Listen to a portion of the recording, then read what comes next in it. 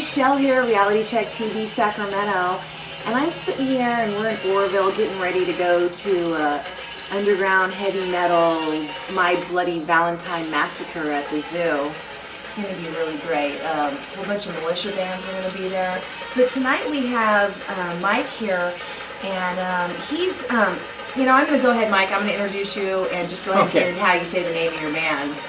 Hi, I'm Mike Williams, and I'm playing guitar for Ahamkara. Ahamkara. Okay, that's good. I just needed him to say it one more time. You know, Mike, I'm really glad you're here. I was talking to you for the last, day or so, and you're talking about your bandmates. Tell me a little bit about Sam. How long have you known him? Sam I've known since he was 17. He originally started out on drums in a project that I had with my past band called Mummification, and we did, some bigger festivals and stuff like that, and some smaller tours.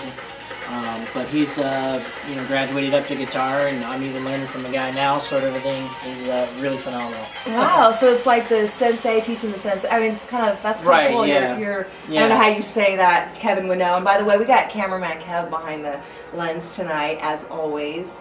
What about Troy? Tell me a little about Troy, your drummer. Sure. Troy, inside the past, has played for a band called Carnivorous, and then after that he played for a band called Sever Savior.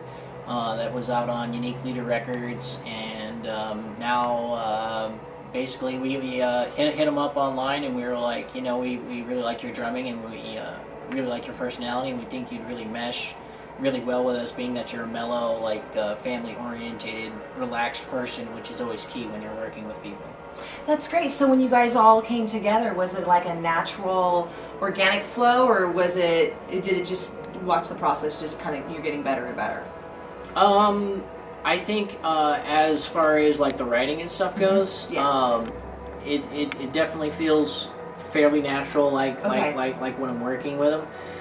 But with everyone in general, with a really progressive style, or if you're trying to do something over the top, it takes quite a bit of actually sitting down and saying, okay, we're gonna go do this 5.5 times, this 3/4 of the time, then we're gonna half time it, and all this other stuff. So I think there's a lot more planning in progressive styles than there is in, say, a 12-bar blues. You could just name out a key and anyone could jam with you.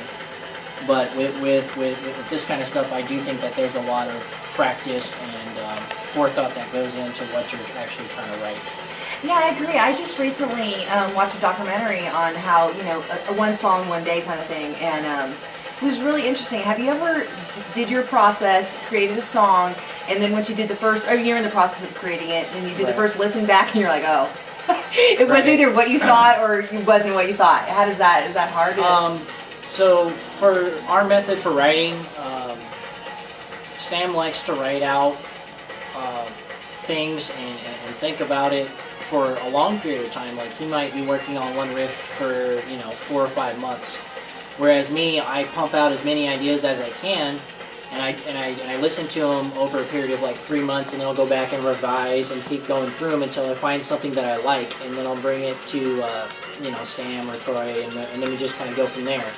But on average, we can write a song if we really focus, probably for I would say probably about 3 days. We can actually come up with all the guitar riffs, and then of course the drums take a little bit longer because they're more involved, just so that they counterpose what we're doing on guitars. Awesome! It's really interesting, the process. So tell me a little bit about this, where you're staying right now, and what's your process there. Okay, so me and Sam decided to move down to Las Vegas to record and make this project happen and get super tight on the material that we're writing and recording.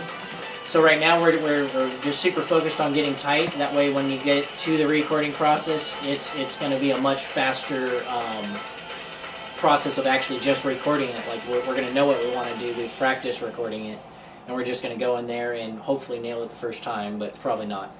Okay. I mean? It just takes a faster thing. So while this process is going, your fans out there, why don't you give a quick shout out on how we can find you on Facebook, Reverb, whatever, and so they can kind of watch the progress. You're going to be giving maybe bulletins or every once in a while let your fans know what's going on and if it's working out. Right. Okay, so we're on Facebook. We don't have a website yet, but we're definitely working towards that. And can you spell your name so they can sure. find it? Because it's kind of hard to prefer. It's Ahamkara. At Facebook.com? It's Ahamkara Band at Facebook.com. Okay, thank you. And then just real quick in closing, what are you doing up here tonight? You know what I mean? Because I mean, sure. Yeah, just so that people know. Tonight we are all going to go to a benefit show that's up here. That's for a friend of ours that's inside the club that has some medical issues that he needs help with financial funding. So we're just here to support for that. Okay. You know, Mike, you've been really humble. Could you just maybe, this benefit you're going to, what's your title here? I mean, who are you? I'm the Prospecting North Bay president for NYDM in California. It's an honor to meet you, truly. So that's it, you guys. Just a quick chat with Shell, and we're here with Reality Check TV Sacramento, and we're out. Hi, I'm Mike, and I'm the guitarist for Ahamkara, and you're watching Reality Check TV.